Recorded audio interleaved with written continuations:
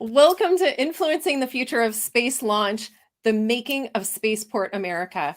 Our interviewee today is Brian Barnett with Solstar Space. Welcome.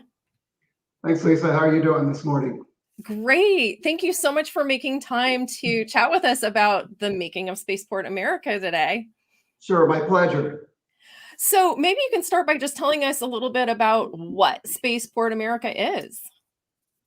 So Spaceport America is an inland spaceport that's located in New Mexico. It's about 200 miles southwest of Santa Fe, New Mexico, and around 120 miles northwest of El Paso, Texas. And it's been in the news a lot lately because it's where Virgin Galactic is headquartered, and it's where they recently sent up Richard Branson and a couple of other astronauts into space. Wow, that's great. So, what makes Spaceport America important for the space industry? So Spaceport America is the only inland spaceport. In other words, other spaceports are located on the coast, like in Kennedy Space Center in Florida and Vandenberg in California. And so Spaceport in Mexico is the only one that's located inland. And so that's similar to what the Russians do. They launch from inland locations. And so anyway, it was a spaceport that has been 30 years in the planning, actually. It didn't just start lately when it started getting on TV, but there's been a lot of planning involved over the years. And it's where Virgin Galactic is headquartered, but there's other launches that go out of there, including Up Aerospace, which is a Denver company. And there are a number of other companies that are located there now that is a great place to do rocket and spaceflight testing. Wow, cool. So, I guess what makes that special that it's not on the coast? Is that a better place to launch? Well, there's a number of reasons why the location is actually a really good place for a spaceport. One is that it's very low population density. So when you're doing rocket testing, that's still in rocket flight, that's still very important.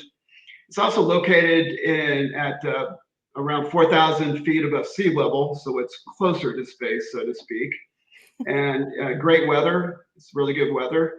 It's also located next to White Sands Missile Range, which is the largest area of free airspace in the United States. So those are some of the reasons why it's just a great place to have a spaceport. Wow, that's fascinating. So, when and how did you get involved in Spaceport America? So I became involved in Spaceport America in 1995. I had just moved from Houston, where I was working at NASA Johnson Space Center and supporting the Space Center there and astronaut crew training and so forth. And then I had moved here because I wanted to be back in the Rockies, where I grew up a lot. But I was wanting to stay involved with space industry. And there was this idea of a spaceport that was brewing way back then. And Governor Gary Johnson had just been elected in 1994. And he came into office and he wasn't for sure what a spaceport was or should he support it or not. So he came to the aerospace industry and asked for our guidance and our analysis. And so I volunteered on the governor's technical excellence committee to provide him guidance on what to do. Should he support it or not? And that sort of thing. So I worked with Sid Gutierrez, who he was a retired space shuttle commander astronaut, and he had just moved back to Albuquerque. And so he led the effort and I was his deputy, so to speak. And so we landed in an Army helicopter in the middle of the desert in the summer of 1995. I had no idea where I was. And that's actually where the spaceport is located today. And so we recommended to Governor Johnson that yes, New Mexico is a great place for a spaceport and that he should support it, but it should focus on reusable launch vehicles or single stage to orbit rockets. And that's exactly what the Virgin Galactic spaceship is. It's a reusable launch vehicle.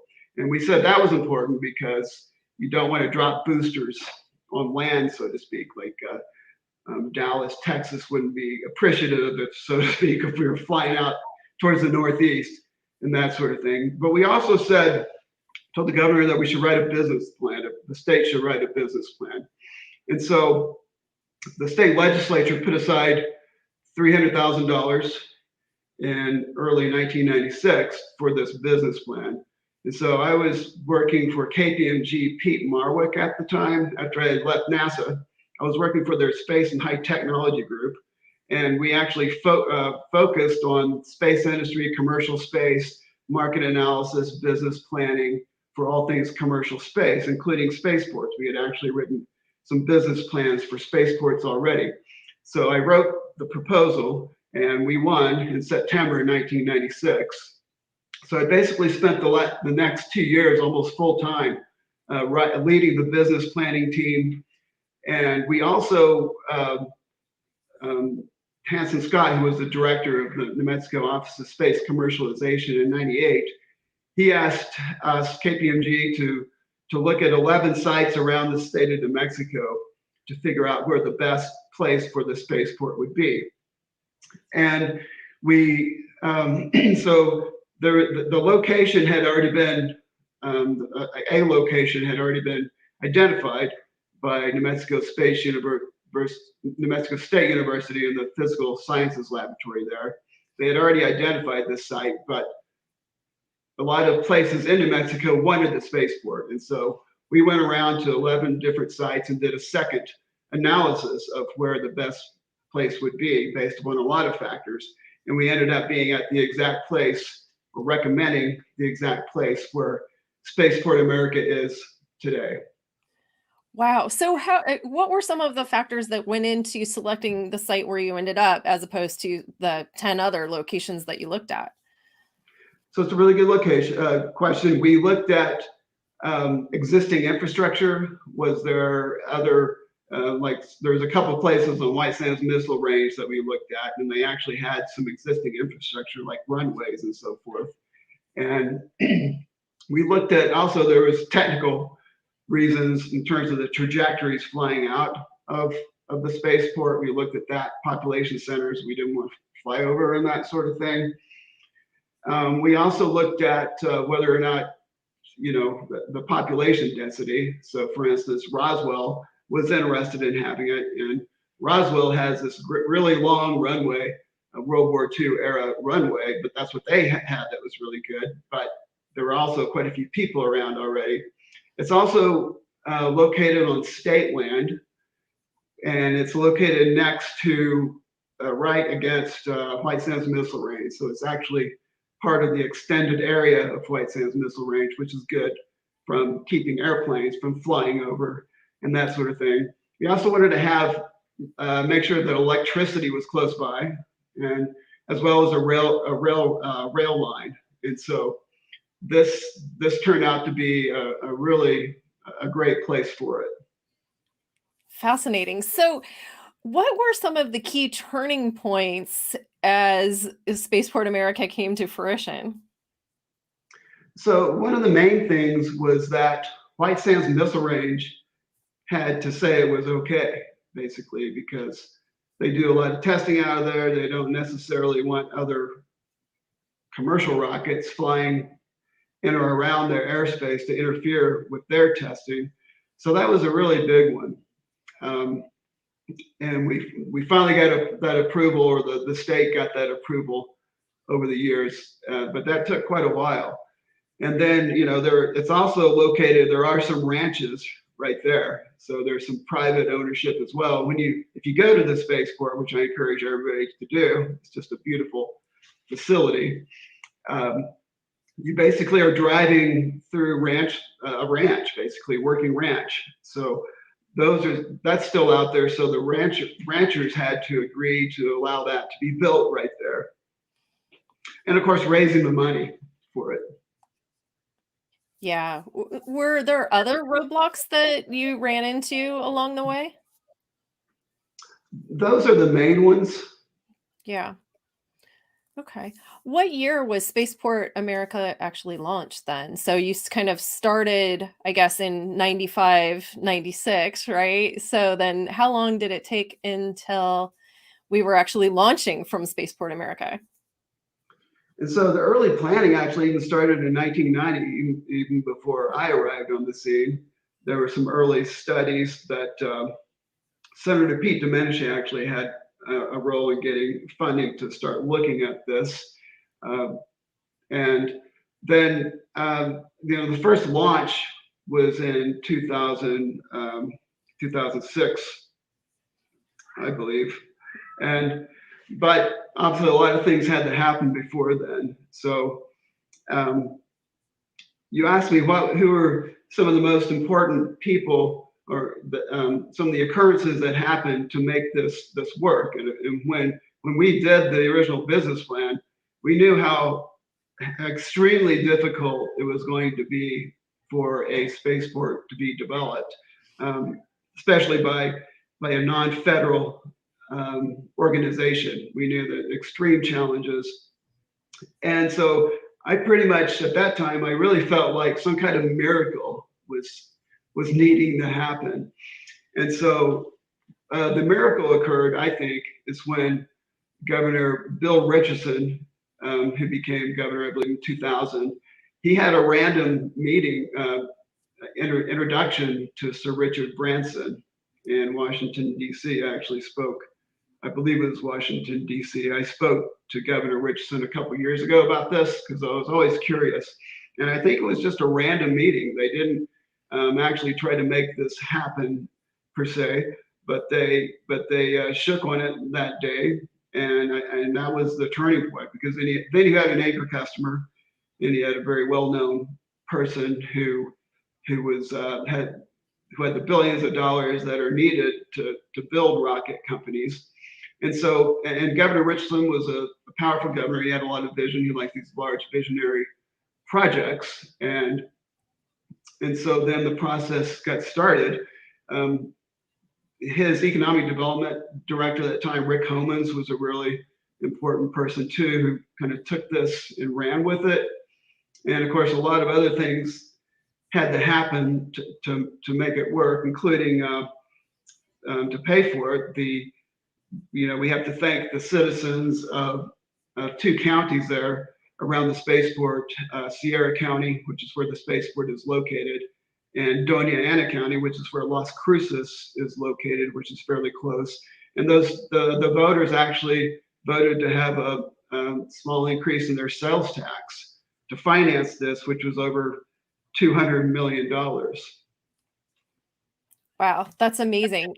So I think that you're kind of getting to the point where or making a point that the way that Spaceport America came into being was unique in that it was, I guess, state funded. Is that correct? Or at least partially so? Yeah, it was state funded. So And is it still part of the New Mexico government? Does it still run by the New Mexico government then, or how's that work? yeah, it's run by the New Mexico Spaceport Authority. And of course, the New Mexico Economic Development Department is also very well aligned with this. So the answer is yes. Wow, that's amazing. So I think you were talking a little bit about some of the people that were really instrumental in bringing this to bear. Are there other people that maybe we haven't talked about yet? Yeah, there's a lot of people. Like I said, I spent a significant portion of my professional life on this, but there are a lot of people that have been involved over the years. I can't name all of them, but Dr. Burton Lee is a friend of mine from graduate school. He actually helped out in the very beginning of this idea of the spaceport in 1990, where the idea was to have it was a good place, they felt, to have capsules to re-enter. And it is a great place for that to happen because, like, for instance, Boeing's Starliner lands there and on White Sands Missile Range, which is right next to it. I also got to work with a couple of Apollo astronauts, lunar landing astronauts on the project back then. Pete Conrad, who walked on the moon, he was really supportive of this, in the early days, he was very interested. He actually said something to me one time that the White Sands area was the best place to land a rocket, because he said you could see it forever. The White Sands, which are actually right there. Yeah. And then I also worked with Dr. Harrison Schmidt, who was Apollo 17, one of the last men to walk on the moon, and he was also the first scientist to walk on the moon. And so I actually hired him to be a consultant for us as we were writing the business plan. So we did that. I've mentioned the governors, Governor Johnson, Governor Richardson, and really all the governors have been supportive of this since the early 90s. Pat Hines at the University of New Mexico State University, she was really important for buying launches. Some of the first launches out there, including with the UP aerospace launches. So I think the CEO and founder of UP, who was Jerry Larson, we had to give him a pat on the back for making this happen. A lot of people at the New Mexico State, Lou Gomez I worked with, Dr. Bill Gutman, who has been there for many years and kind of has helped this going along. And then, Richard Branson is very important for making this happen. Wow, amazing. So as the years passed and you finally get to the first launch out of Spaceport America, how do you feel when this happens? So yeah, and so going back, you asked when it was launched. So the construction started in the mid 2000s finally, and like I said, the first launch was in 2006. But what it's meant for me is that, again, when we were writing the business plan, we knew that there were so many things that had to get into place in order for this to actually happen. And so I have to say one of the best days of my career, personally, one of the proudest days, was when I was having lunch in the hangar. The day they had a big reception party, so to speak, luncheon, when the Spaceport hangar was built, the gateway to space, which is Virgin Galactic's main building, this huge hangar. We had it's 2000, I want to say 2011, when that was constructed, and so we had this big, huge luncheon inside of the hangar, and so I was sitting there at the table. The mothership for Virgin had flown in and was just right there in the hangar next to me. The pilot who had just flown it in was sitting with me there. We had Buzz Aldrin, Sir Richard Branson, Governor Richardson, and a lot of the astronauts who had put down payments were all there. And so that was a big day for me, having this beautiful spaceport that had actually been constructed. Amazing. That just sounds like an amazing experience. So since that initial launch and welcoming party, what have been some of the most significant launches that have happened from Spaceport America? So of course, I think the text to space launch was really important, because that was the one that we, Solstar, we had our first payload on board. That was in 2013, November 2013. And that's where we had our space communicator on board that we sent the first ever commercial text messages to space. And that was a great STEM project. We had students at the Bosque School in Albuquerque, advanced physics students, who sent the text messages to our payload that was on an up aerospace rocket over 70 miles above Spaceport America.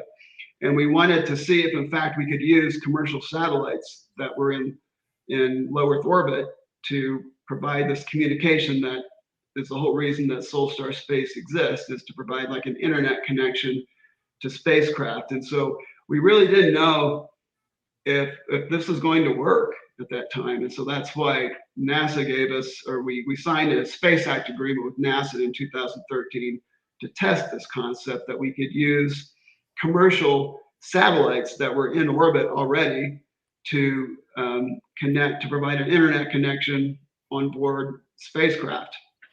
And so that was a huge success. So that obviously was important. And then, the most recent launches of Virgin Galactic spaceship, taking the first, well, Sir Richard Branson and his crewmates up to space this summer in July. That has to be, probably the biggest launch to date. Wow, that's great. How do you see Spaceport America playing into the future of spaceflight? So I think that for the future, I think it is important to have an inland spaceport, and I think that we'll find out more and more reasons why that's important as we move forward. And again, it's just a great place to test rockets because of all the reasons that we talked about. The cleared airspace, it has the FAA clearances and licenses, which took a long time. You mentioned barriers to this happening. That wasn't necessarily a barrier, except that it's really hard to make happen. And I have worked with the FAA, their Office of Commercial Space Transportation, Ken Davidian, and others that I've worked with over the years, and they've been really supportive of all this. So it also kind of laid the pathway for other spaceports to become licensed by the FAA, because the state of New Mexico had to spend so many years on this whole process to make it happen. And just the fact that it's a great place that more and more quote unquote regular people are going to be flying into space. And Yeah. so that's probably the biggest reason right there of why it's so important, because all this groundwork that has been laid in place so that the tourists now can fly. It's also a great place, I believe, for a point-to-point spaceport. Point-to-point space transportation is such as flying out of Spaceport America and then flying, halfway around the world that we've been talking about for a long time. And so this is a great place for one of the original places for that sort of activity to happen will be at Spaceport America. It has this really long runway.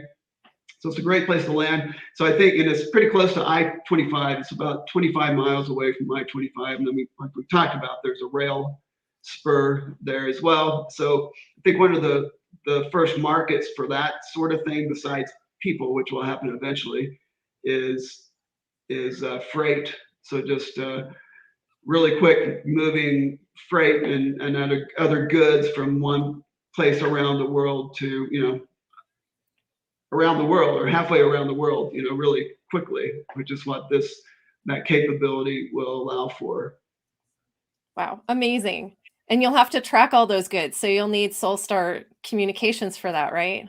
Right. Besides tracking, you'll need, obviously the passengers will want to talk while they're flying still, or use the internet, right? Yeah. But yeah, of course. So we did get one quick question here, and that is, will you be offering internet and phone service via space to retail customers down the road? So I'm not for sure if you're retail, if that means like for people on Earth or not. I think that's my impression to this question, is that it would be, consumers, I guess, on Earth. So yes and no. Solstar, we're not in the business of launching our own constellations to provide internet for people here on Earth. But what we do provide that to people on Earth is just basically connecting people on Earth to their things in space, or to things in space using the internet. So if you have our space communicator hardware on board the spacecraft, that connects to the satellites and then goes back down to Earth. So in other words, if as you know, we have a lot of ideas here besides for scientific purposes, the research purposes, just being able to connect scientists on the ground to their experiments in space via their laptops or even smartphones is one thing where we're impacting people on Earth. And the other part of it is, besides the scientists and connecting astronauts to their friends and family on Earth. So in that case, we're working with consumers as well. But also, you know, you and I, we've been speaking a lot about, you know, doing some fun things too, like social media applications using Solstars, our space communicators on spacecraft, that we can connect millions of people on Earth to things in space, really for the first time. And so we think that's really, really exciting. Virtual reality. Can you imagine if you have a hotspot on board a spacecraft? Then you can also use virtual reality for scientific reasons, but you can also use it for fun things for people on Earth to be able to connect to space, really, to spacecraft, and be able to experience space in a virtual way from their home here. Amazing. That sounds so exciting. So I think that we need to have another interview to talk about, to kind of expand upon some of these things that we're just touching on. But I think we're out of time for today. So I want to thank you so much for making time for this interview, Brian. And I look forward to our next interview when maybe we can dig into some of these other topics. Sounds good, Lisa. That's a deal. See you next time. Oh, sorry. Sounds great. Thanks, Brian.